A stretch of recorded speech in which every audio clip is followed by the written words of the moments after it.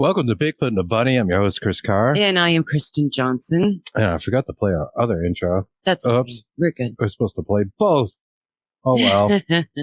Our intro is a nod to our guest, we've been referring to as the Paranormal Shaman. And I just wanted to say something real quick about shamanism in general. And what we want to get to tonight is like, what does it have to do with the paranormal? And what is it exactly? What are these terms? Animism, shamanism. What does it mean? The word shaman originates from the Tungus tribe in Siberia. The term was adopted by Russians interacting with the indigenous people in Siberia, and anthropologists later coined this term and have used it to refer to the spiritual and ceremonial leaders among various indigenous cultures globally. Archaeological evidence of shamans has been found in that the techniques, symbolism, and practices seem to have incredible similarities even in different regions around the world.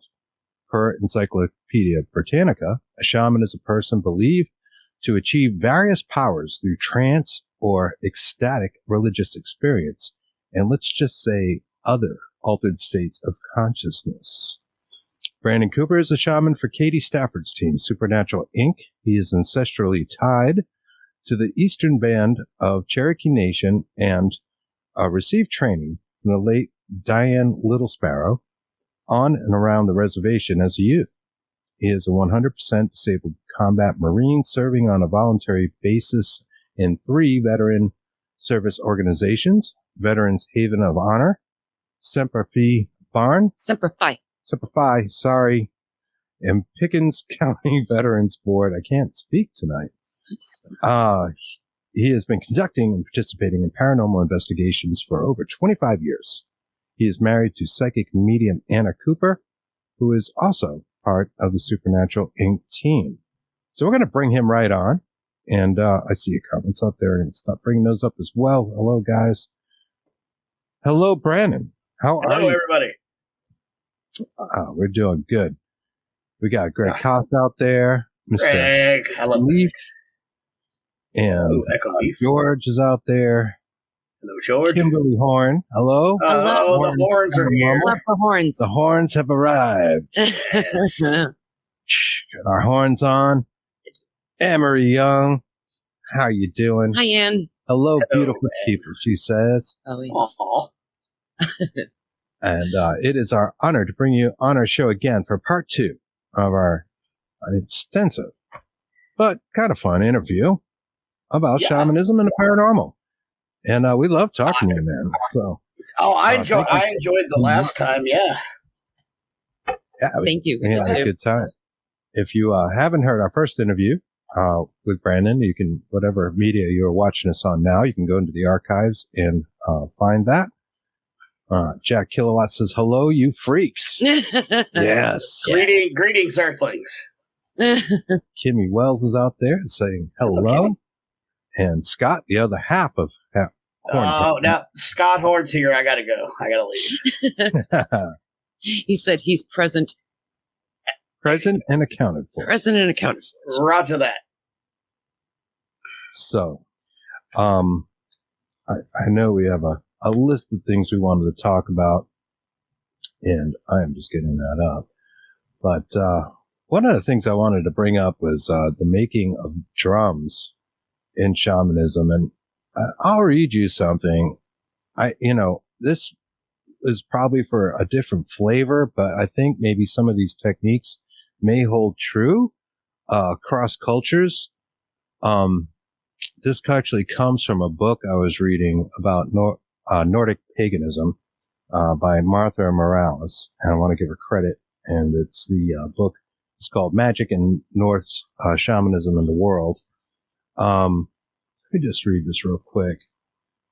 Let me know what you think. Okay. Yeah, as a lot of people know, like shamans tend to use drums to go into a sort of a trance and will beat the drum. People see that. At least a lot of like the neo-paganism or newer shamans seem to have this. And you also see it, old pictures and historically drawn illustrations. And it says, per her book, the shaman spends time with the land, ideally in a place where they have good memories and it feels like they have an amicable amicable relationship with the land spirits. A friendly spirit can assist the shaman in finding the correct tree for which to harvest the wood for their drum. Pine, ash, oak are all good materials, especially ash as a ass. Did I say especially ass? Well, I cannot talk. As it relates to the Igastro, which is the tree of life, more or less in the Nordic culture. It's like the earth tree. Oak is very sturdy, but harder to bend, no matter the wood. Most shamans prefer wood that comes from trees that have grown in a swamp next to a rock. However, there might not be any spruces to be found nearby. Something vital for this process is to make sure that it is legal to harvest the wood from an area and be well prepared for the retreat. And she says this in regards to a 7-day retreat. As it is important to stay safe, another crucial detail when harvesting wood for ritual drums is to ask permission from the tree before taking the wood. Right? It speaks to animism. It has to be a living tree that will sacrifice itself to become the drum. The tree should be sung to, and the shaman should request its spirit to pass into the drum. Permission should always be asked, and offerings should be made to the spirit of the tree. The offering should be safe for both the flora and fauna of the area where the wood is harvested.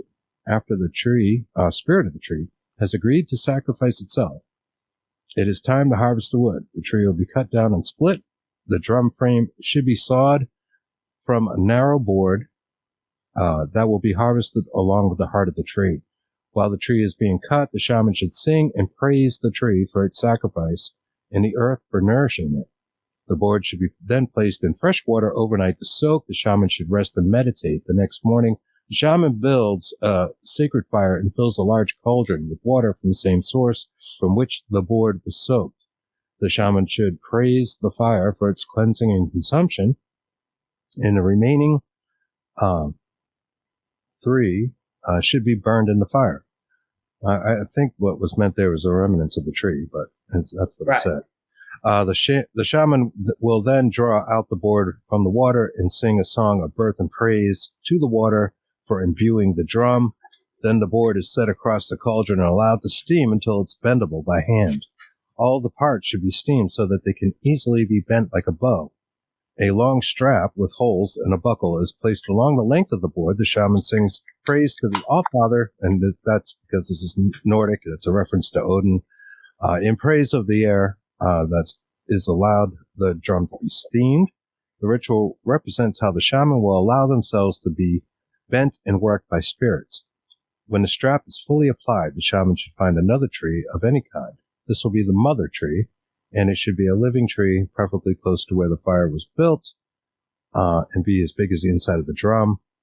She goes on a little bit. I'm going to skip some of this. I mean, you get that there's a lot to it. Then we get into like the animal skin that's used to make it. And it is fairly involved. It's fascinating. But there is a lot of spirit communication. There's a lot of praising of the spirits. And eventually, the drum that is created is said to contain a spirit. Mm-hmm. And is this ring true to you and your teaching, what you've been taught? And a lot of that is very, very similar. About the tree, instead of a swamp, ours is a river. You would like to find the tree by the river. And as far as the asking permission, that is a must. Or you're just going to have a percussion instrument as opposed to a shamanic drum. They were dead on about the offerings, but ours is usually tobacco or cornmeal or a combination of the two. But yeah, that's and I'm kind of surprised how similar the steps are. That's really interesting because that comes from a Nordic background, right? Right. And you come from a Cherokee, indigenous peoples of America type background. Yep. You're related to the Cherokees? Yeah, I am. I through my mother's side, actually on both sides of the family, but I am part of the eastern band of the Cherokee Nation. Wow, that's great. Great. That's great. We're big fans of the indigenous peoples Absolutely. of America and like to tell their tale. That's fantastic. So your tools, do they all, well, first off, what are the tools that you use in your practice? Okay, I've got a drum. And actually, it's kind of funny you let off with drums. I have an animal skin in the ground. Well, actually, this is over in Second Mesa, Arizona, on the Hopi Nation. Their medicine man, Shaman, is making me my drum, which is, it does happen, especially if two tribes get together. They'll swap. So he's got the animal skin in the ground. Should be coming up next week. And he has already asked permission from a certain tree out there. And I really don't want to tell too much, but No, that's okay.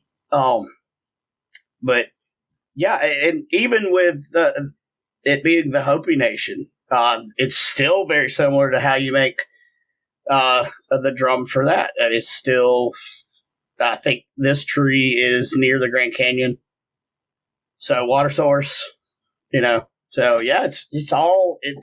It's cyclical. I think that's great. I love the respect for nature with all of this and the asking of permission. Yes, I was going to ask you is, do the rivers, do you all have spirits as well? Yes, Well, everything. I mean, yeah, you can fall into the panpsychism or animisms or whatever. Yeah, but everything has a spirit. Love that.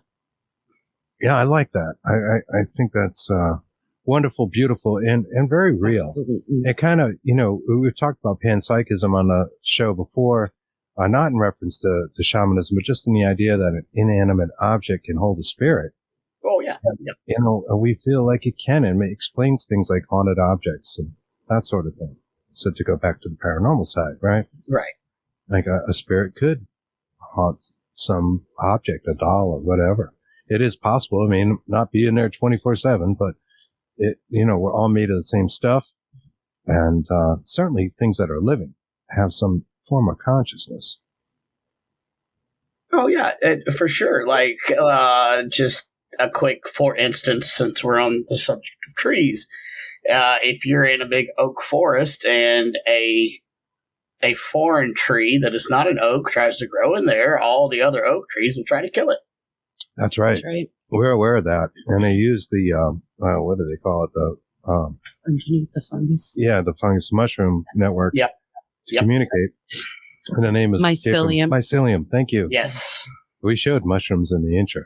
We did. Yeah, and there's, I'm kind of, we're going to get back to that at some point. I know Okay. I think we will. Maybe sooner than later. You never know. That's true. Stay out of my bedroom. Run away. I don't know what those things are.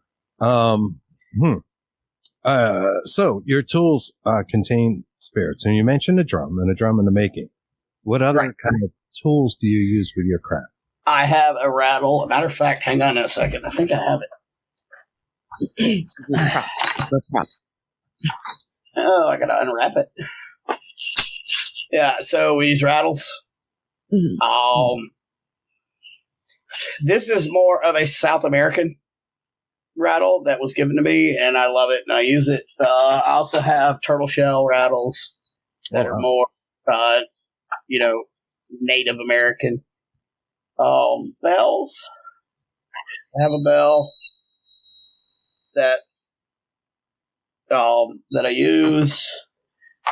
Drums, chanting.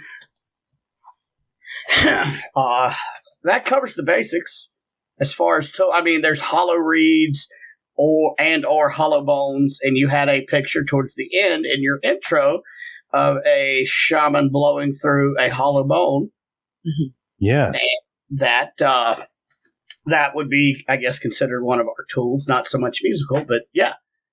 Yeah, you have done your research, and that was a very good intro that had a lot of stuff that I don't think that you realize. Maybe you thought, hey, this looks cool, but that covered it. there was a lot of stuff going on. Tell us about the bone. I wasn't aware. Okay, so you use a hollow reed or hollow bone, and you blow what's called animal breaths.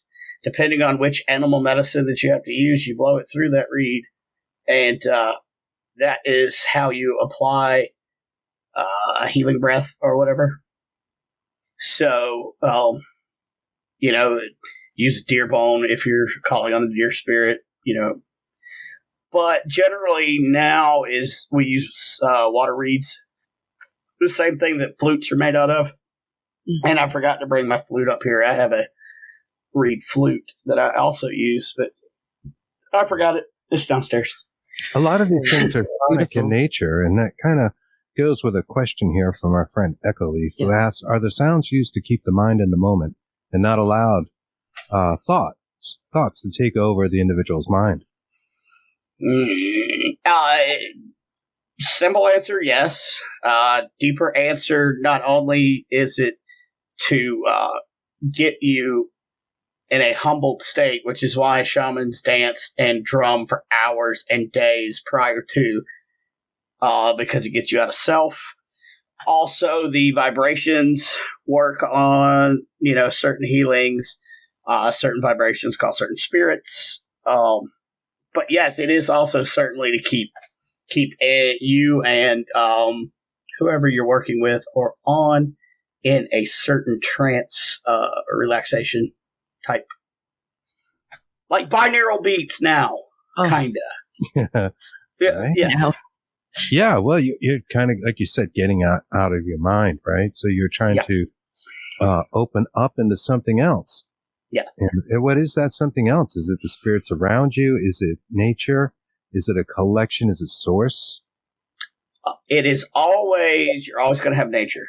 And then it can vary from there depending on what needs to be done, or what animal spirit or fauna and flora spirit that you need, or ancestral, spirit. But there's always the nature at the core. So it's always nature, and then branch off to whatever you may need for whatever situation. I love the ritual aspect to all of this. Do you wear anything specific performing your rituals? I do. I have a lot of necklaces that I do. Let's break that one down. So I've got buffalo, bear claw. That is bobcat, and no kidding. Coyote, buffalo tooth. Yeah, for those that are just listening to this as a podcast, Brandon is showing us a necklace he has on. It has various animal claws and teeth. Very cool. And then, of course, that doesn't work very good. The medicine bag. That's a little psychedelic. I think maybe. I know that was a little weird. And then I have tiger's eye. I'll always have tiger's eye. Ah, beautiful. Do you hold various crystals in high regard? I do. Rose quartz is very high regard. Well, any of the quartz family, rose quartz. But I also like black tourmaline. I like, obviously, tiger's eye. I mean, I could go, list it out and go on and on, but I do believe that well, thank you, Kimberly. Very, each individual crystal not only A, resonates on its own vibration, but B, has its own spirit personality. So yeah, I do. I love crystals. I use them quite a bit. We think they're cool too. And I know people say crystals are alive, like there's some sort of life to them. Mm-hmm. So it's interesting to think there might be a consciousness behind that. Why do you personally pick quartz? In my opinion, my humble opinion, it is one of the more powerful crystals. And, if somebody asks for proof, I say, well, look at your wristwatch. Very true. You know, Right. Look at radios. Mm-hmm. There's courts and everything, and there's a reason why they could do so many different things. Right. That's awesome. I love that. Do you consider things like a spirit box or a REM pod to be a sort of modern shamanistic tool? I don't consider them as a shamanistic tool because I think of all shamanistic tools as more geared towards healing. However, I do think that they are the modern day equivalent of the Ouija board. All right. I know shamans are typically thought to have the ability to heal the sick, to communicate with the other world, and often escort the souls of the dead to that other world. Is that accurate? And obviously, I think you mentioned that would be the facet of it or a side of it that you're more involved in. Right. And the crossing over is one of the most important parts of the shamanistic, especially back in tribal days. Birth and death were two of the most important, I guess, ritualistic parts of a shaman and or medicine man in the tribal days. Healing is a very, very big part of it. Not only spiritual type metaphysical healing, but also kind of knowing the herbs and the barks and what and the mushrooms to mix up, for anything from indigestion to cancer. Excellent. I was going to say, there's also like a sort of a battle shaman too, as well, right? Like a war type shaman out there, at least in some of the cultures. Well, and most, especially in the Native American cultures, most shamans can't play that dual role.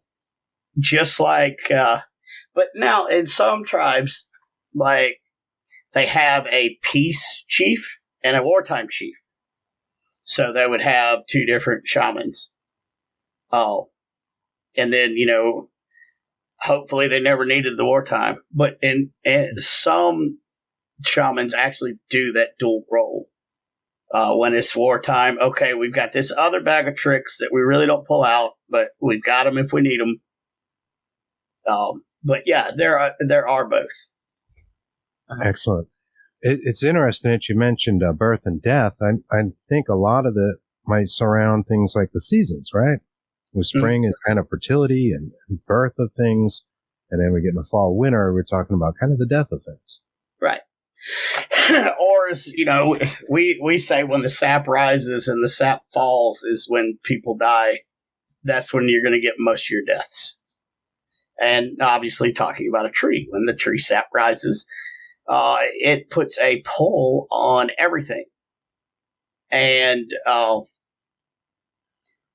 and if you kind of look at the timing of large groups of like natural deaths and stuff, it's generally around the time when the sap rises in the summer and it falls in the winter. So yeah, it is the cycle of life. Mm-hmm. What is your view of death? Is it a transition? Do we go back to source? It's a really easy question, Brandon. What happens when we die? Yeah, I mean, I should have already been prepared for this one. Come on. It's a transition. I mean, and if you're eventually all energy wants to reach equilibrium. So you transition, and I mean, you could be reincarnated if you still have more to do, or if you've gone the circle. Since I mentioned the Hopis, they are on their third go round on the Earth, and until they figure out everything they need to know, they're just going to keep circling. And, the next phase is going to be more, a little higher and a little higher until they reach equilibrium. So I think it's a transition. And I think when you're born, I know this is probably weird, but I think when you're born and you're a kid, you remember everything, but you're incapable of telling anybody because you don't have the speech. And then as you get older, thus the veil. You know, as you get older, the veil gets deeper. But I think as a child, and that's why you hear, you know, past life stuff from kids a lot, and it's pretty accurate because they remember, hey, you know, I was just this, and now I'm doing this again.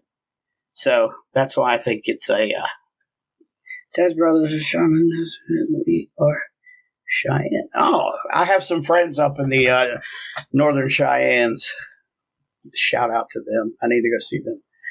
But I think it's just a transition. Excellent. It's a transition. Now, I know in some of the cultures, they talk about different worlds.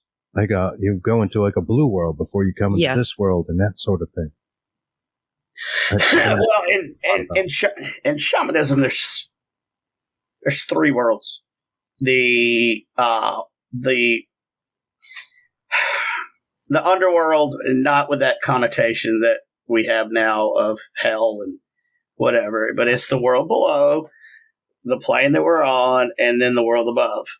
And that's also where we go to get our information and our meditations and our trances.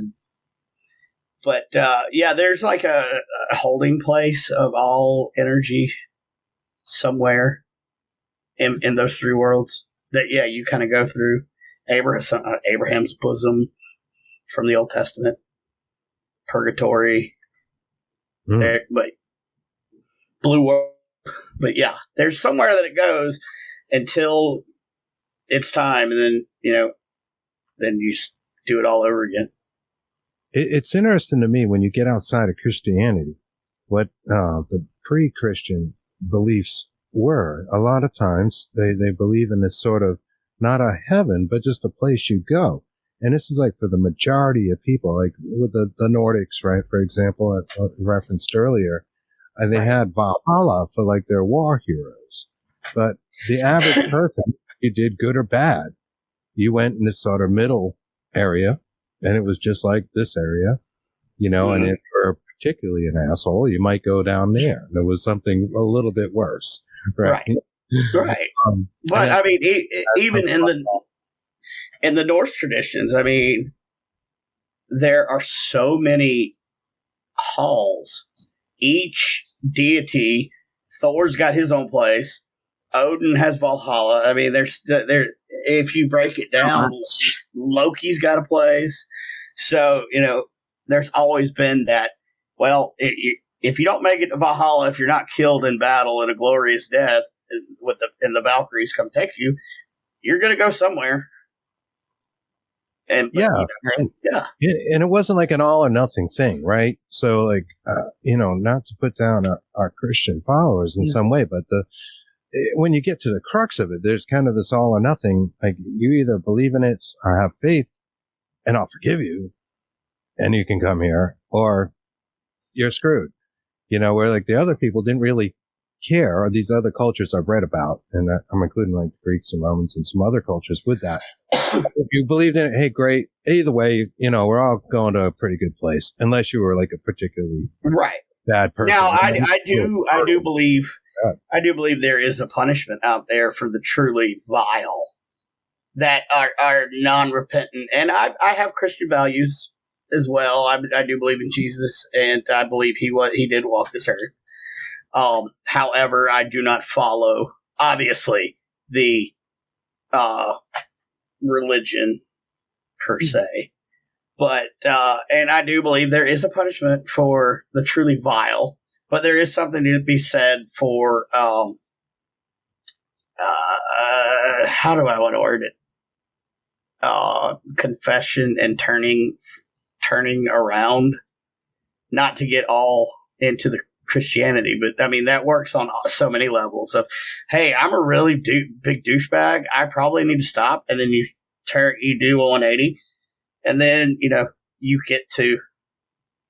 kind of redeem yourself, I think. Karma is like it's a really strange there thing. we go. I was looking at that. You know, it really is, though. You know, I feel like every action has a reaction, but it doesn't have to be a mystical reaction necessarily. You know, if you do something shitty, somebody's probably going to do something shitty to you. And I don't know if it's the universe doing it or just that you annoyed somebody, or maybe it's the very nature of the universe, the way we are built, that everything has a reaction anyways. And that's and energy's cyclical too. You put something bad out, I mean, it's going to come back to you. Yes. Yeah. Definitely. It's the karma. Yeah. So. Interesting. All right. Our friend Angela Bowley, psychic portrait artist, says, I was shown that that will be a blue star, and when we see the blue star, it will be a new age. Have you heard of the blue star? And I have not specifically the blue star, but we can talk about the white buffalo. Ooh, yes. Yes. Which was born not long ago, a couple years ago. And that's a whole long, drawn-out, beautiful story, but I won't tell the whole thing. But the white buffalo was supposed to be the sign of changing times. And right when the new white buffalo was born, things started changing. So I guess that would be along the same lines as the blue star. But yeah, we have the white buffalo, and there's other signs to other cultures. But yes, I do sort know of Age of Aquarius type thing, or something else shorter lived. I think it's a change, Mother Nature, like a drastic change, but I don't know what, and I don't think anybody does, or we're not supposed to. But it is a change, and a lot of us think it's a change for the better. But it's going to get worse before it gets better. Mm-hmm. Yeah, I can believe that. Yeah, most definitely. Does astronomy play a role in things? So many ancient cultures seem to study astronomy, and this is built on different equinoxes, and at time of day, the light shines, through the perfect hole or whatever it is in the wall. That they built.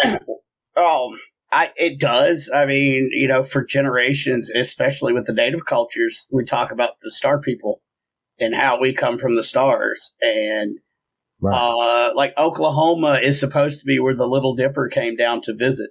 And that's why so many tribes ended up in Oklahoma. And that's why it's shaped the way it is. Wow. A little tidbit for you. But I mean, astronomy has played a role in, lots of things, and I'll go back to the Bible, for instance. The Magi were astronomers because they were looking for the star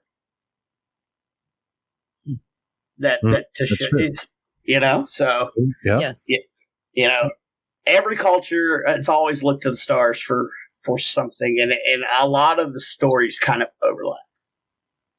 Yeah, they do. I mean, certainly the flood story overlaps so many cultures, and apparently there was a great flood, and we're starting to figure this out scientifically in archaeology, looking at it, and our scientists and researchers, which is very interesting. That, it would be portrayed the way it is, and so much was handed down by word of mouth, right. through generations, and it isn't written in stories, that the facts get cloudy. What's been able to persist and last all this time in literature really isn't much, for obvious reasons. If it wasn't carved on a cave wall or something like that in petroglyphs, it's all up for interpretation. So but I mean, if you look at the three major religions and cultures, there's the flood story in one way or another. So it seems to permeate many cultures, and we do believe in that. And the Younger Dryas period seems like a very real thing. Geology shows us that. Most definitely. What is your favorite way to communicate with the deceased? I don't know, because I don't like thinking about it as communicating with the deceased, because that word in itself is a finite word. How do I like to talk to the ones that have ascended or crossed over? I think is a better way to phrase that, at least for me. I agree. I could have worded that for you. Meditation, especially meditation outside in nature, is the best way that I like to commune with the ethereal or crossed over. But there's a lot to be said, just about shutting your mouth. A lot of people, if you shut your mouth, then your soul gets to speak. That's good. That's good. I like that. You would certainly do that in a meditation. Yes. How do you receive those messages? Do you hear things clairaudiently? Do you see imagery, symbolism, or how does it come to you? And it's quite funny that you ask that, because I am taking Sarah Lee Mose's class right now. And apparently, according to one of her tests, I am highly clairaudient, which I knew that already. But it does. It's not like, somebody's sitting beside me and say, hey, you need to go pick this flower. That's, it's not exactly how that happens. But it's definitely audient and like in visions. And again, it's an all around just kind of feeling, all encompassing, that I get led to. Let's say that I look for yellow root, and that's one of the herbs that we use, and it's quite medicinal for everything from like indigestion to female issues to whatever. And I'll walk through the woods, and then next thing I know, I'm literally feeling a pull towards the creek, and I look down, and there it is. So it's kind of hard to explain. Very good question. Never been asked that before. We often hear the phrase "help me" when we do sessions, like spirit box sessions in particular. And we notice that's pretty common. We listen to other people's sessions. There's a lot of times we hear "help me, help me." What is it, those voices? What do they mean by that? Do they have a message when they're saying things like "help me"? I have two different trains of thought on that one. One is it happens so often. I wonder if the people, those that are around it, are expecting it because everybody hears "help me." That's one train of thought. Or the second, get out is the other one. Right? Yeah. Or it is more, and I kind of subscribe to this one. It's more of "help me tell my story." They don't need you can't physically help them, obviously. And it's generally either "help me tell my story," which is probably 90%, or "help me finish what I need to finish," or that you get that 10%, "help me figure out where I need to go next." Like I'm kind of stuck here. Like they're not all the way over. Yeah, and not sure what to do. And it, and that's your violent deaths, your instantaneous deaths. Or some people just get stuck because they had so much they had to get done, and it was cut short so quick that they don't know what to do. Mm-hmm. And so that's the other 10% that I believe that the "help me" is. But 90% of the time, I think it's just like, "Hey, help me tell my story. I got to get this out." Pay attention. Pay attention. Yeah. Yeah. And really to get your attention. What do you say to get someone's attention, right? You say help. Yeah. Yeah, because they're still just like us, except not with a physical form. Well, when you need help, like what do you say when you're out? "Help me." Even if it's, "Hey, help me," "I need something to drink," or "help me," whatever. It's used so much that of course it's going to cross over and follow through, because that's such a common way to get somebody's attention. And "help me," just like here, it doesn't always mean, "Oh my God, I'm in trouble." "Hey, can you help me grab that whatever's in the oven, or it could be as simple as that.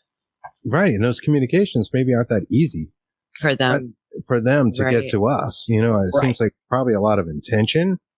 All right, I'm intending to communicate through this radio that is going through the channels really, really fast. I'm going to take whatever's coming across Yep. and save my piece.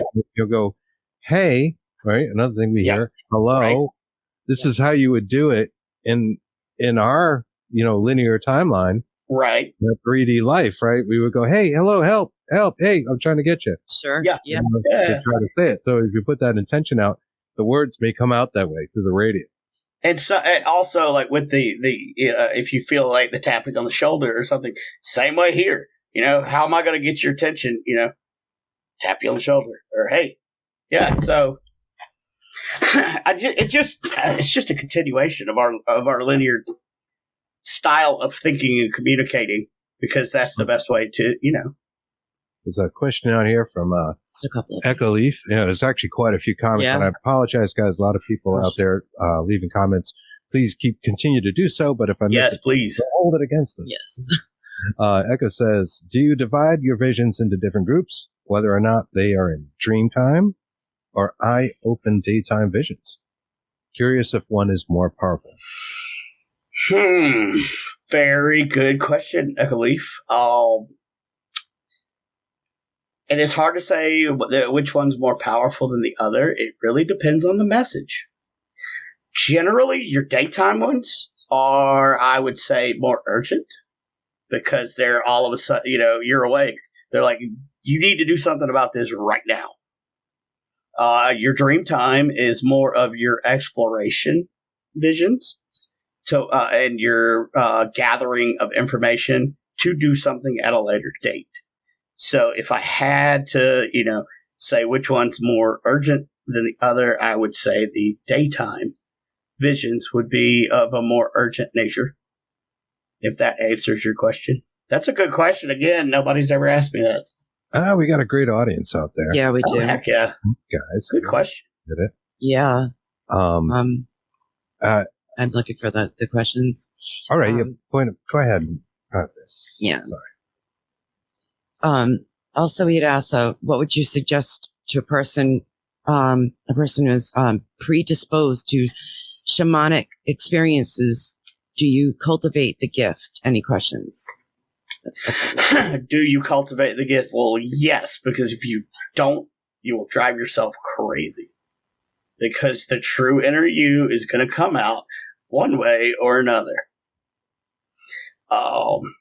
So yes, if you're a natural healer, because shamans are born. I mean, let's just do brass tacks. You're either a shaman or you're not. It's not necessarily. You don't get the entire package by reading a book. Yeah. Yeah. Now, reading the book, that's a good point. That leads me back to one of the other questions I had, and that was about cultural appropriation, which is kind of a hot topic these days. People talk about that. Right. One culture kind of takes from another culture and it becomes popular. A silly example might be the use of Metallica's Master of Puppets in Stranger Things. Oh, God, I've heard that. People upset that we're like in our age bracket. Yeah. Hey, I remember Metallica in the 80s. And I do. We do. Well, yeah. Like, how do these kids get into Metallica now? And there's, another term, gatekeeping, started popping up. Yeah, I've heard that as well. Yeah. Which it kind of seems silly, but, there are points, people, black people might have felt bad about Elvis in the day when he was coming out. We're taking our music, man. Right? How can you do that? Yet, there's rock and roll. So something good came out of it. Do you have any thoughts or opinions on cultural appropriation in shamanism? Yes. And it just boils down to one main thing. If you're, don't say you're a shaman unless you truly are, because that causes damage. Now, as far as, the looks or the outfits or whatever, I could care less. Whatever. But don't try to practice shamanism if you don't know what you're doing. Would it be cultural appropriation? I don't know, because I don't think shamanism can fit into one culture to be appropriated. It's more vast, and through time immemorial there have been shamans. So I don't know that you can exactly culturally appropriate that, but you can mimic and act as if you are one, and then you're getting into dangerous territory. It's the same as saying that you're a psychic, because now you're playing with people's emotions. If you're not, shut your mouth. It's not cultural appropriation. It's respect. I was going to say that respect seems to be the kind of the glue, right? So you respect what you're doing and are able to get other people's respect for what you're doing, right? Mm-hmm. If you're a psychic and you truly are a psychic, you gain the respect, and you can use that term because you can prove it. Well, and here's another thing, like if you truly are a psychic or a shaman, you don't go around saying, "Hey, I'm a psychic. Hey, I'm a shaman. Look at me." Mm-hmm. So the people that are doing that, that's a good way to figure out, wait a minute, why are they bragging about something that shouldn't be bragged about? Exactly. I mean, most of the psychics that I know, it's a blessing and a curse. You don't really want to go around saying, and as far as the shamanic path, it's a lonely, dangerous, nasty path. There's nothing to brag about. And it does go back to respect. But, I wouldn't have a show called Shaman Sundays unless that's what the producer wanted to call it. Gotcha. Yeah, do you want to plug your show? Because I know you're changing networks, you're doing some stuff. Yeah, we're going to there because I've just been hitting you with a million questions, and I apologize. Yeah, you're good. We're going to deep dive into this. So, hey, I love it, and if we need to make a volume 3 of because one, there's not many shamans out there willing to get on podcasts and talk, so a lot of people don't know it, and 2, there's just so much to a millennia plus of shamanism to dive into.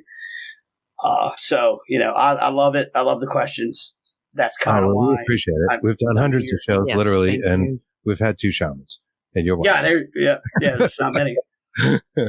But as far as plugging the show, so I got picked up by a network called Skydoor Entertainment. Used to be called Skydoor Network. Okay. You can find us on Facebook, Twitter, all the socials, Skydoor Entertainment. I'm keeping my same time slot. Shaman Sundays will be on Sundays at... Wait a minute. Am I keeping my same time slot? Anyway, it's still going to be on Sundays, but instead of an hour show, I have a 2-hour show. Oh, cool. And I believe it's going to be 8 Central. Okay. 8 to 10 Central to 8 to 10, and then 9 to 11 Eastern. Yeah. Okay. These time zones, man. I'm telling you, these time zones are crazy. We know, believe us. I got this stuff down. It's 5. Yeah, you do. But so if you're interested in watching the show, just go to Skydoor Entertainment on Facebook, and we have the event, little Facebook event thing, and you'll be able to see exactly what time, because I don't even know. I'm gonna go and like that right away. We'll throw a link. I'm super excited about the new network. I love the network that I was on. I was on Bill of Rights Network, and I love them. But we've seen you on there. Great network, and it's a great network. Nice. But this opportunity kind of fell into my lap, and this is going to be an all paranormal, no politics channel. Awesome. Which I don't, hey, politics or whatever, but doing a shaman show, it just didn't quite fit in. Yeah, I hear you. I feel like with this stuff in our shows, we want to do paranormal. We stay away from that stuff, and we're both pretty outspoken politically. but we leave it out of the show completely. Yeah. Oh yeah, like I have my There's so political much views out there, you know. Yeah, If you want that, go get that. Go find the medium for it. Yeah. But we're going to talk paranormal. We're going to talk some crazy shit on this show. Yeah. And we're going to give you an escape from, all that a lot crap. of that. Exactly. Yeah, because that's a huge stressor in the world. And I mean, the left wing and the right wing are part of the same freaking bird. So Exactly. We agree. Yeah. And it has been particularly interesting lately if you've been watching C-SPAN. But we're going to let that go. I have questions. We have a lot of questions from the audience that we didn't get to real quick, if you don't mind. Sure. Okay. I have a bunch of them on the screen. I think she has more because we got so many at one time. I didn't all show up. See on all my the screen. pages, and Chris can't. So, I got it. First one is from Joshua Dixon. He says, "Do different tribes have stronger shamanistic abilities?" He said, "Just curious. Seminole on my father's side." From Florida, but born and raised in New York. I returned to my roots, I feel. Sorry, it sounds like a dumb question, and it doesn't. No questions are dumb. So he wants to know, so different tribes, found it. Do they have stronger shamanistic abilities?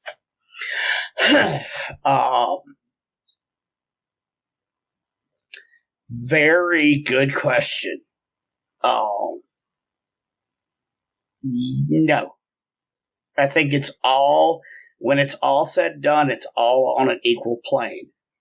One shaman may be stronger in herbalism, while another shaman is stronger in crossing over. But I believe it's not tribal, it's individual. I believe I would say it like that. But in the end, it's all spiritual work, and it's all for the same. So yes and no, I guess would be. Tribal, no, it's all equal. No, that's a valid answer. No, it is. Meaning the difference would be the person, the individual, right, not the culture. So necessarily. Right, yeah. So it's not like the shamans outside of Mongolia are all going, "Oh man, those Mongolian shamans, they really know it, and we don't. If we only knew half of what did it, you're not hearing that. It's just more of an individual process and power. And I'm going to put power in quotes because I'm not sure what that means. Other than maybe the ability to cross somebody over or connect with spirit, connect with our ancestors. It reminds me of our make group, cool drums. Yeah, our group chat that we're in. We have like 6 of us, and what makes us so great together is we each have individual different things that we all possess. So it's wonderful. Someone can, like you're saying, cross over someone over, and we're different. Them, so that's wonderful. I like that question, and it was not dumb. There are no dumb questions. No, there's no dumb questions. That's how we learn. No, that's how we learn. You'll get dumb answers from me. Yeah. But circling back to the beginning where you're talking about the origins of the word shaman, if you do know that if you break down the word Sha and man, it just means the one who knows. That is where the term shaman comes from. Excellent. Oh, it's so cool. I meant to mention that at the beginning, but hey, we took off like a rocket. I love it. Sorry, I had a lot to say, and I was stumbling. I'm good with it. I'm good with it. I'm relaxed here now. I can talk. But you still have more, and I'm like, I'm just thinking to myself, don't pull a page up. Hold on. Okay, because we have a lot from our audience. So this is from Angela Bowling. Question: do you set boundaries so that you are not distracted from important tasks while you are doing normal life tasks? Let's just talk about boundaries for a second. Not even on shamanism, on a shamanistic path, just boundaries in general. Boundaries are healthy. Everybody needs boundaries. Whether they piss somebody off or not, if they piss them off, that means that you're doing something right. So, that being said, yes, I do set boundaries. I used to not, and then I got ran over a lot. But yes, I do set boundaries. And I set strict boundaries. When I set a boundary, it is not wavering. I'm working on teaching some internet classes. Boundaries is going to be one of them. But yes, I do set boundaries, not only in my personal life, but my shamanistic work. Boundaries, anywhere that I could put a boundary, I will put one because they are healthy. So yes. That's a wonderful answer. That's good. Definitely agree with you. I have one from Kimberly Horn. Oh Lord, what do you want? I love the horns. I can't wait to get. I'm going to be spending the weekend with them in Sturgis next month. So, cool. That's awesome. Yeah, they're good. You ride? Do you ride? Yeah. Do you ride? I do ride. Wow. I know I don't look anything like a biker at all. Yeah. But yes, I do. I do ride. Cool. That's cool. awesome. Yep. Kimberly asks, how would you know that you're basically a shaman? She said, if you were born one or not, or just a sensitive person, how would you know? Being born into are you chosen? Oh, this is how you would know.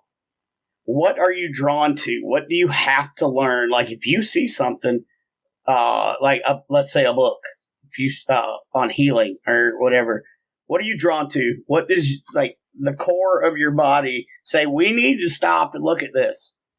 And if you don't do it, it gets stronger. That's how you can tell if you're drawn to anything. If you're whatever you're born into or born with, your body's going to tell you. So if you think that you maybe have been born into shamanism, and every time you see something about a shaman or a medicine man, like you feel it in the core of your body, then there you go. Listen to your body. It tells you. Because there's more memory inside the brain and inside the cells than there is anywhere. Like on the cellular, I got that backwards. There's more memory in your cells than there is in your brain.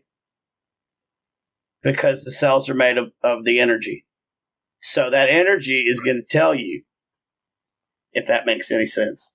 It does. No, it does. When people get a heart transplant, they feel the emotions of the person of the heart. Exactly. They receive, right? I mean, how does that happen? It's not in the brain. It's in the cells themselves somehow. Yes. So just listen to your body. It'll tell you. And yes, Kimberly, you're drawn to it. We've talked about this. I just like her accident comment. There was something in it that made me laugh. She said he clairs and not clairaudient, and it was oh yeah, we've talked about the clairs and not yes, all the clairs, and on that's one of my favorites. Clairs are interesting, whether it's clairaudient, whatever it is. Yes. I got one for you. Okay. We think about animism and panpsychism. We sometimes think of consciousness being in just like a quote I like to throw around. The eyes of God. Do you ever think that spirits or, say, consciousness that makes up the universe is part of a singular whole, that all things are essentially one? And there's going to be a follow-up. So, good, because that's... We're all one, like, and consciousness itself might be the divine.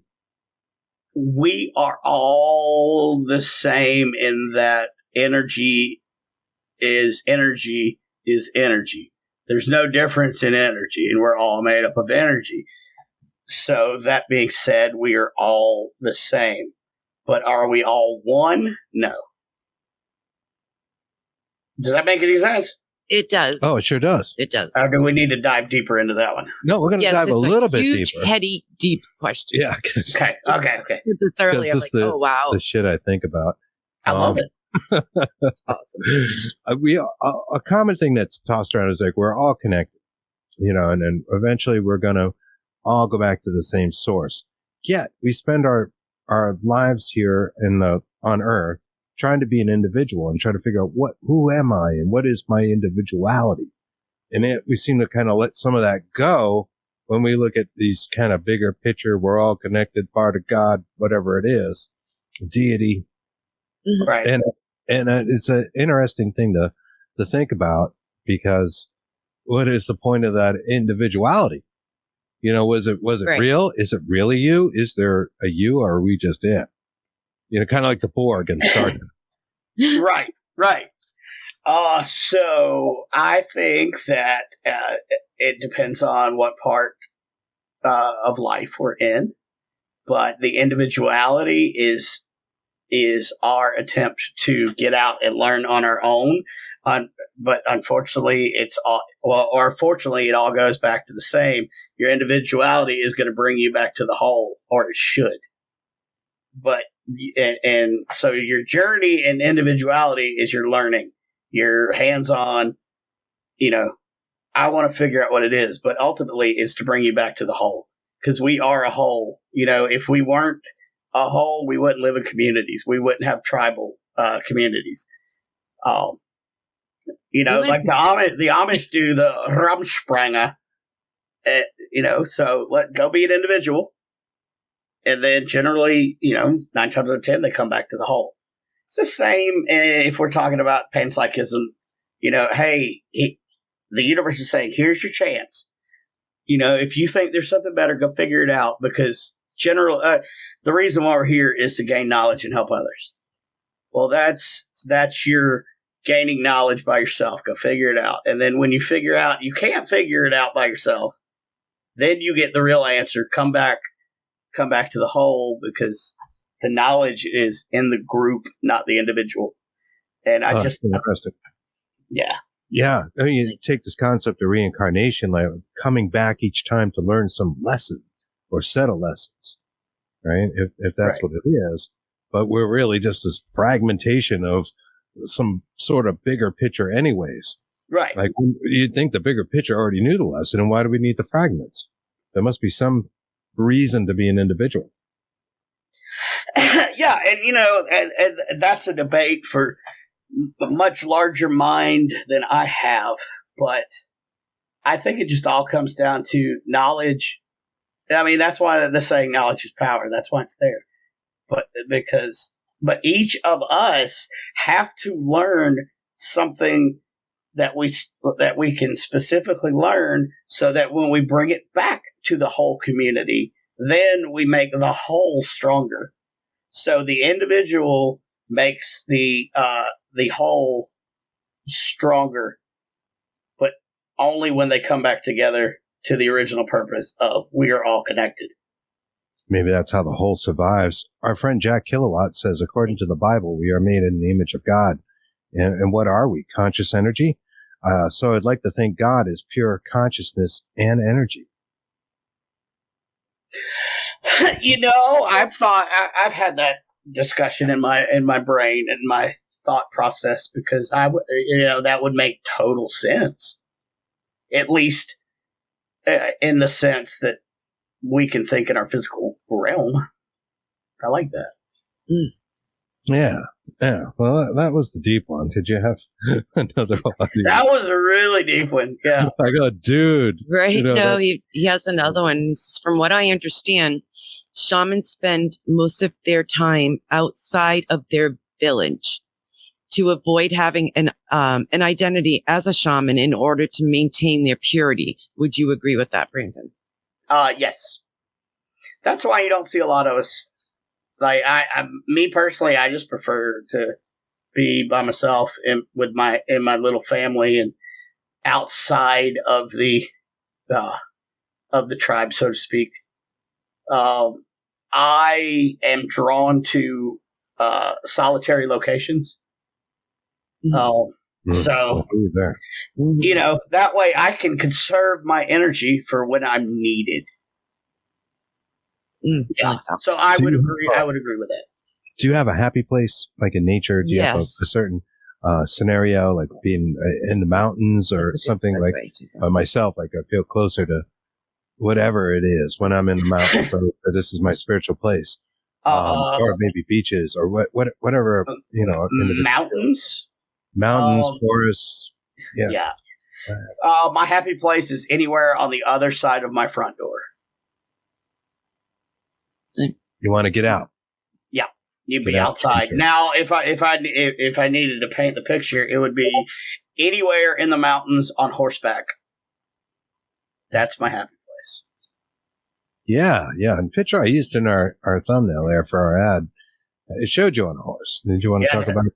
Yeah, sure. I was on a cattle drive in the Little Bighorn Mountains. We were moving about 400 head of cattle, about 80 miles from the mouth of Little Bighorn up to the summer grazing land. So that's my happy place right there.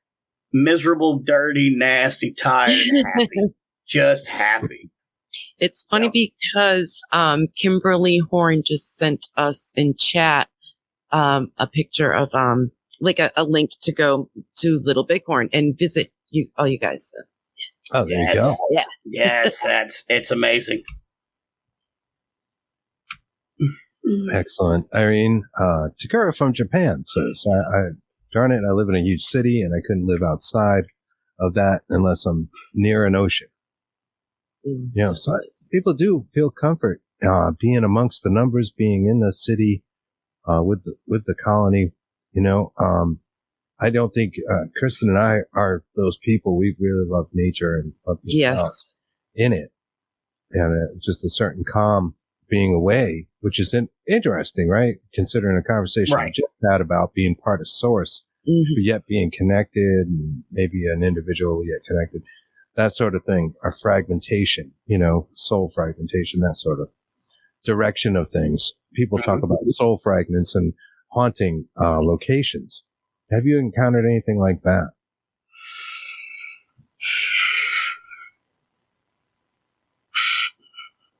Kinda. Maybe you got a part of the personality, but not the whole thing. Right. Yeah. Yeah. Yes, I have. I can't really pinpoint one location or one incident, but it's happened. I think it's interesting that people say, and this is a common thing said in paranormal circles, that you are the same person when you ascend. And sometimes it's like, well, you know, if you're angry in life, you're going to be angry in death and that sort of thing. Maybe there's times where that imprint, if you will, it is kind of a reflection of some extreme portion or a fragment of a person's personality. You know, they may have had a really good side. It might have been really good to their dog or something, right? But they were terrible to everyone else. But nobody, you know, here's good boy and the EVP. Exactly. And it comes back to vibration levels and the energy. It is like an imprint. I mean, bad has its own, let's just say, its own vibration. If you're bad, you're going to carry that vibration. It's just vibrational and energetic. So, yeah. I'll get another question from the audience here from Janie. Janie Anini says, Janie, sorry. Janie. Yeah. Janie's got a gun. Janie's got a gun.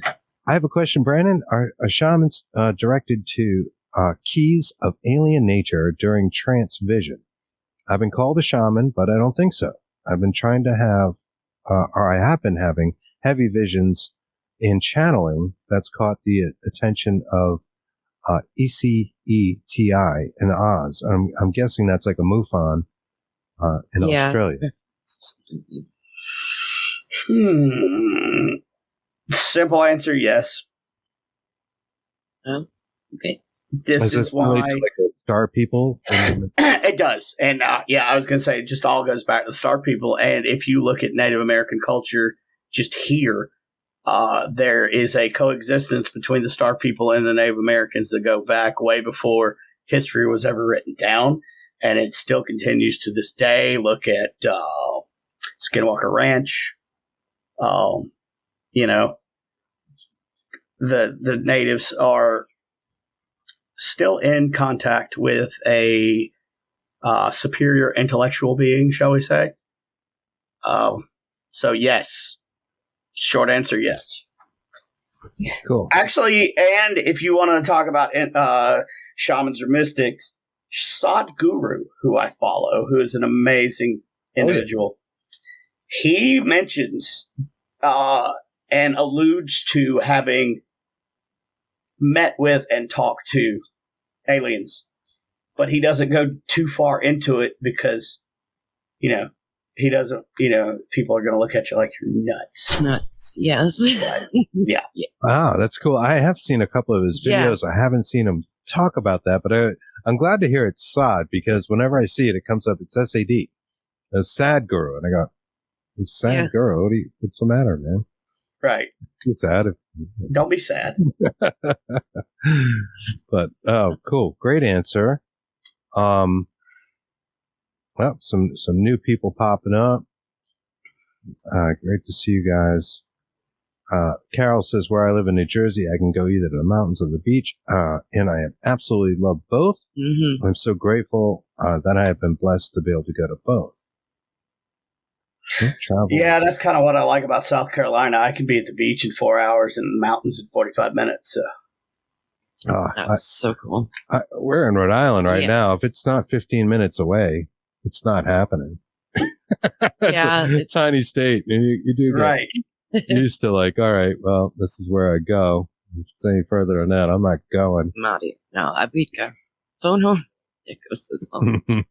Which just reminded me of phone home of something. We wanted to do like a segue in getting into my filling things. And yes. Do shamans always, not just like, I just was wondering, when they're doing their ritualistic things, do they, like a very big one, have to use mycelium or some kind of psychedelic to get you into that state? I believe the question is no, but do you want to tell us about the maybe the psychedelic side? I think a lot of people do associate peyote and psychedelic like peyote. Yes, mushrooms with a lot of people start out their journey using it, but the further along that you get, the less that you need that to push you over to get you to where you need to go. And it is also used in ceremony. That's why you pass it around, like with the peyote chips or whatever. You pass it around to people that can't get to where, the shaman can get to it as easy. And it just it helps. It's a boost, but it's not. But it's not a necessity. Gotcha. Because you wanted to also talk about that. Yeah, the peyote and all that. So we were definitely curious about that. And just the uses of nature's medicine to get out of mind. What might entail? And is it mandatory in the training? And the human body actually makes peyote. Believe it or not, the chemical makeup of peyote is similar to adrenochrome, which is what is produced when adrenaline decomposes. The chemical makeups are very similar. Like DMT. So, right. So, in theory, after your adrenaline dump, when the adrenochrome happens, it's very similar to the makeup of peyote. So, we do it automatically. Peyote is just a quicker way to get to where you're going. Irene, Takura mentions the mountains are haunted here, so she tries to stay away from them. Yes, there, especially the forest. I can't remember the name of that forest, but the suicide forest. Yes. There. I think, Irene, you live near that. I believe she lives near it. There's a lot of, people call it lore. Maybe you can clarify whether this is lore or not. With the indigenous cultures around, non-human entities, things like the Wendigo, among many others. Other cultures outside of the Americas have their own creatures. The aforementioned Nordics talk about elves, which would become the Fae and the Germanic tribes that would migrate to the UK and Ireland, Scotland, this sort of thing. What is your opinion about that? Have you ever encountered one? These are things that sometimes are called cryptids. Yes, they do exist. They 100% exist. They may be are interdimensional, transdimensional beings. Some people think the hairy man or Bigfoot is interdimensional. That's why all the pictures are fuzzy, or you don't find him, or he can, what have you. There are Fae here in the U.S. that followed with the Irish when they immigrated, and the Scots and Nordic. They're here too. We have what we call the little green men here in the mountains of the Appalachians. They're about 3 foot tall, kind of look like imps, but they exist. We call those puck wedgies here. That's right. Yep. The more you research this stuff, the more you'll realize you're living in Middle Earth. Exactly. Yes, I'm waiting on the Hobbit. I've got a ring, and I'm waiting on the Hobbit. Right. Yeah, there were hobbits. At one point. Yes, there were. Which is interesting. I thought Middle that Earth. was all fictional. Have you had any encounters with Bigfoot or any kind of cryptid or interdimensional being? Yes. Personally. Yes. Can you tell us? It's about as far as I'm going to go into that one. But yes. Okay. Oh, that's it. That's all we get? Unfortunately, there's some things you got to keep close to the chest. Huh? Oh. We understand. Oh. It's personal.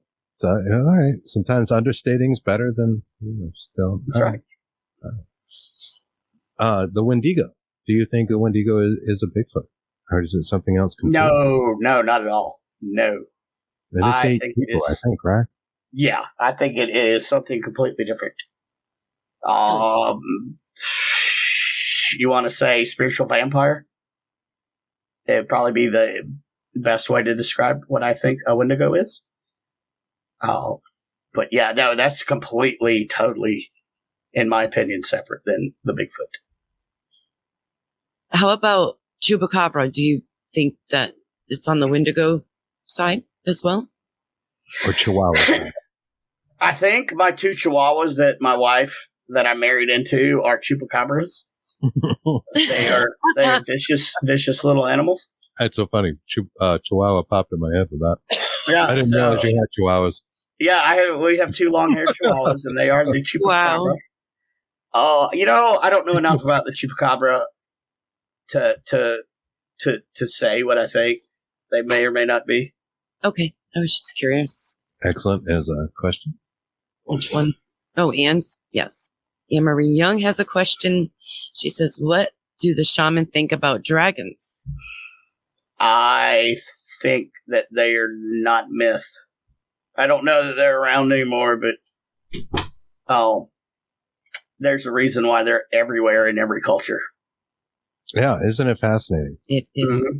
It really is interesting how, even with like the shamanistic practices I mentioned at the front of the show, seem to be cross-cultural in so many ways. The drum, different things, people right. It's too many coincidences, right? There had to be somebody to tip them off.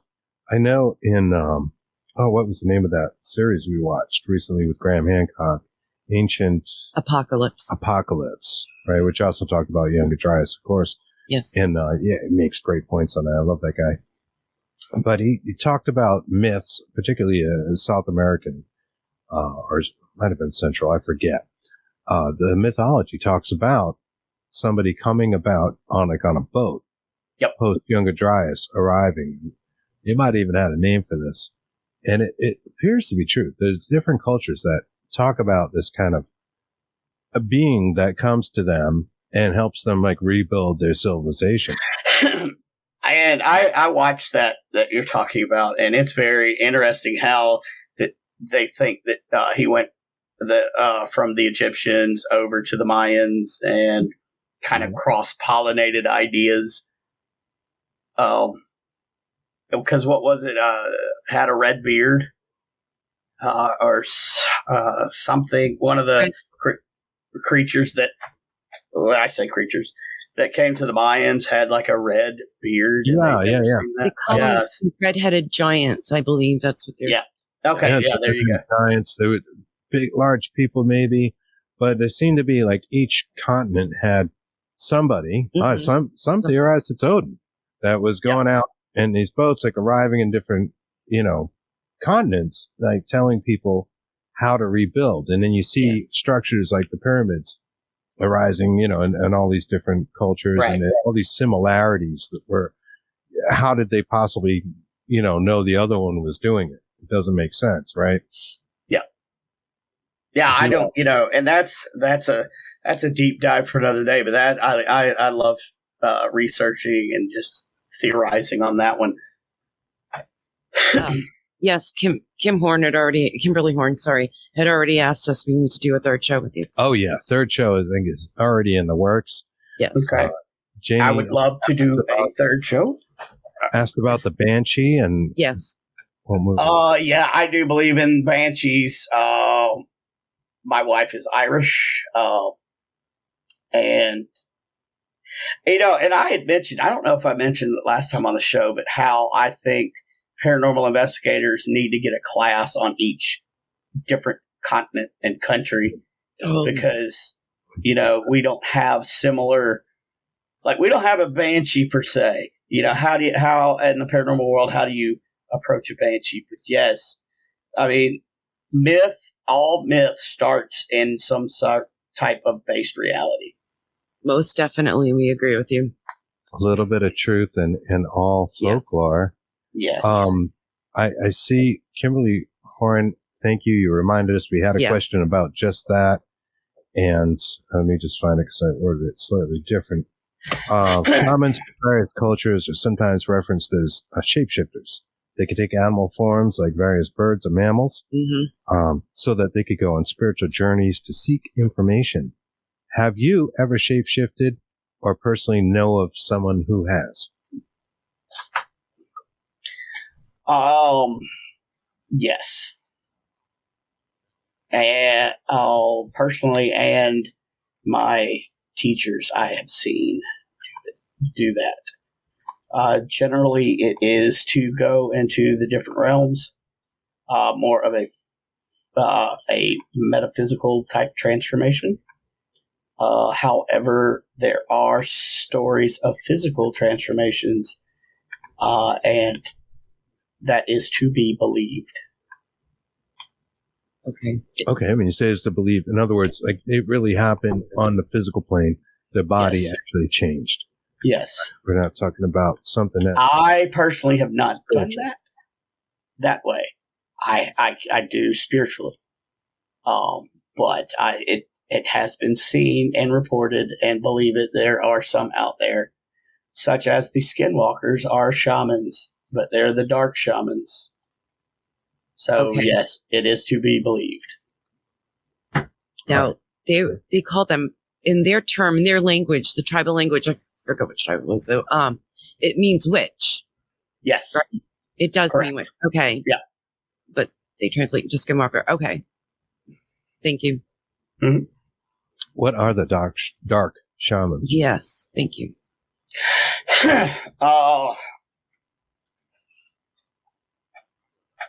Instead of the healers, they are the destroyers. They are inherently I would even say evil. That is what they are here for, to destroy. Now, is that a bad thing or a good thing? Well, it's neither, because you have to, where good is, there is evil. There's always an equilibrium. So they're not exactly, and I'm using evil as just a term that's, easy to digest mentally. Agreed. Yes. They're neither bad nor good. Just like, let's say, okay, divorce. Divorce in and of itself is neither bad nor good. It's a thing. Some people take it bad. Some people take it good.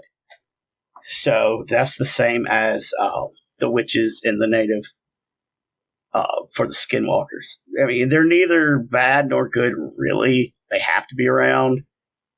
But what they do and what they produce is not very good. Context is everything, right? I mean, what is good, what is evil? It's hard to even pinpoint that, except in extreme situations.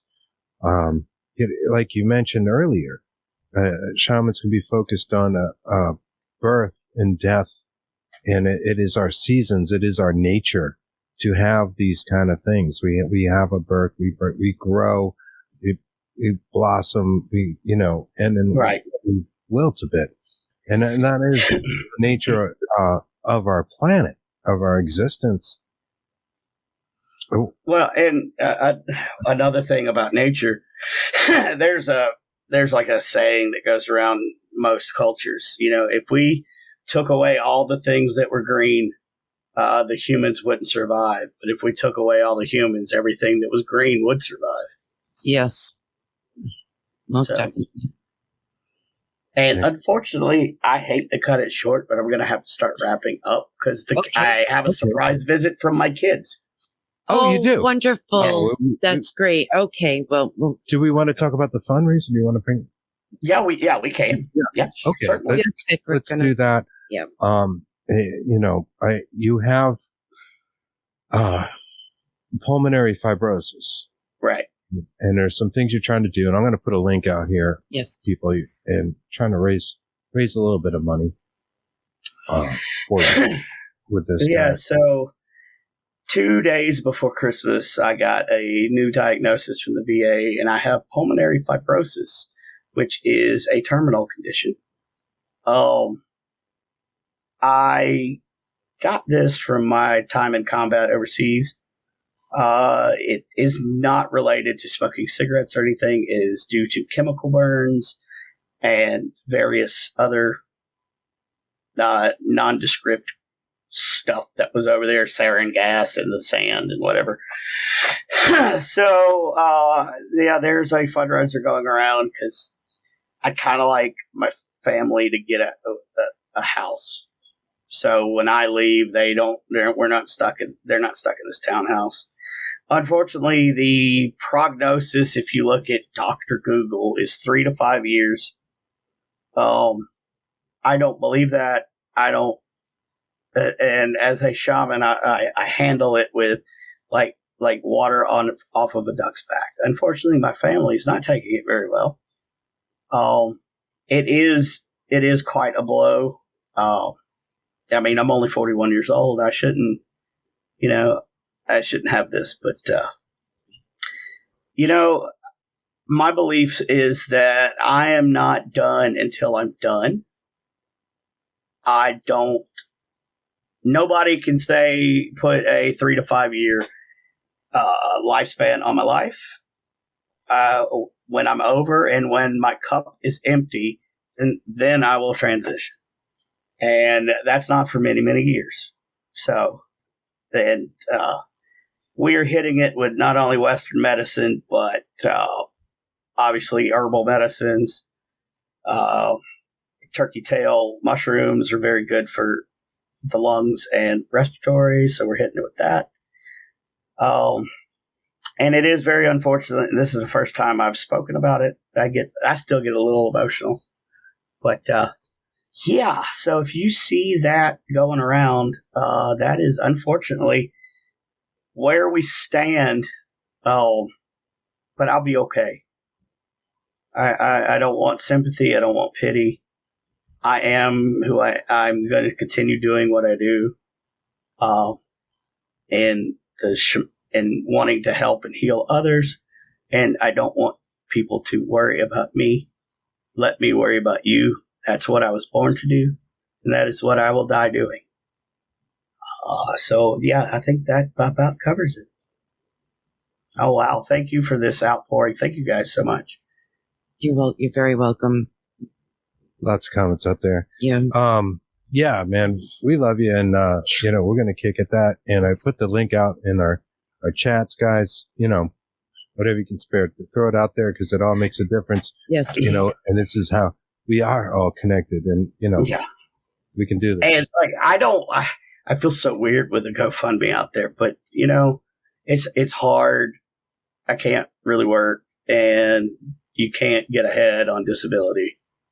And all I want to do is leave a legacy of a house. And all of them kind of what we're looking for is like just a down payment. I don't want anybody to buy me a freaking house. Yeah, just very helpful. We understand. We understand, and your children, your wife. What you do. Yeah, and the apartment that I live in is 50 plus years old, and it's not respiratorily good for me. So yeah, we're just trying to do that. But I just feel weird having. No, I understand. I would feel awkward too. Yeah, but we're here for you, yes, and yes, we are. We want our audience to pay attention to this and help out. So yes, we appreciate it.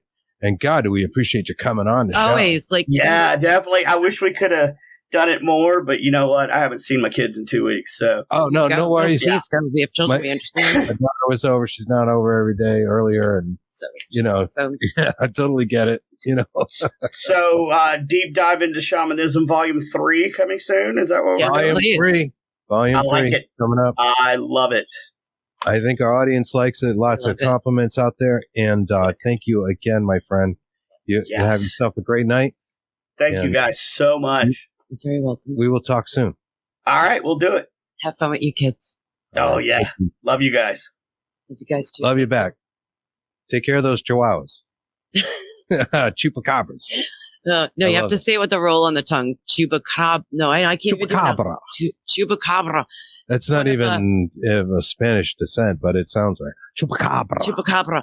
Yeah, the horns and I were just talking about that. It's medieval French. Gotta roll that tongue. Chupacabra. Say it. Chupacabra. Everybody say it. Oh, I know. I did have one thing to say about shamans. Please don't squeeze the shaman. Oh. Hey. I meant to do that while he was on. Yeah. That's okay. Forget everything. Well, anyways, thank you guys for joining us. Thank you so much. Joining Bigfoot and the Bunny. We'll be back hopefully this Thursday doing some kind of show for Dark Horse Paranormal Podcast. Yeah. And I really want to say one thing too. I forgot to say at the front of the show is wanted to give a round of applause for our very good friends Reginald Reynolds and Randall. Randall. Why do I do that? I don't know. Is there an actor with that name or something? So, I'm not sure. So I always want to say Yeah, Reginald. Reggie Randall and Reginald R. Greg Koss. He wants Mr. Reginald R. And Mr. Greg Koss, who's in our audience tonight. Thank you, Greg. Yes. Love you, man. Thank you. For pulling off their first show. It was perfectly normal paranormal communications. Got it. On the very networks that you are watching us right now on. It's going to be on Thursday nights, 6 p.m. Eastern. 7 Eastern, 6 Central. There you go. Right? This is what happens when you deal with people in different time zones. And I was so good with the time zones earlier. You did really well. I don't know what happened, man. But we loved it. It was great. We're doing ITC experimentation. It was fantastic. The guys were spot on. Reggie's got some data that's just crazy. It's mind blowing. So, and he's got Greg with him. I mean, we love you too, Greg. How do you go wrong there? Kim says Scott watched that, and I was so disappointed she missed it. Kimberly, that's all right. You can catch the replays on our pages on the Paranormal United Network. But more to come with that, and more great shows coming from the Dark Horse team, if you will. Soon. We'll keep you guys posted. But thank you. Stay safe. Yes. Have a great weekend. And take care of yourselves out there. Thank you. Thank you for joining. Bye-bye.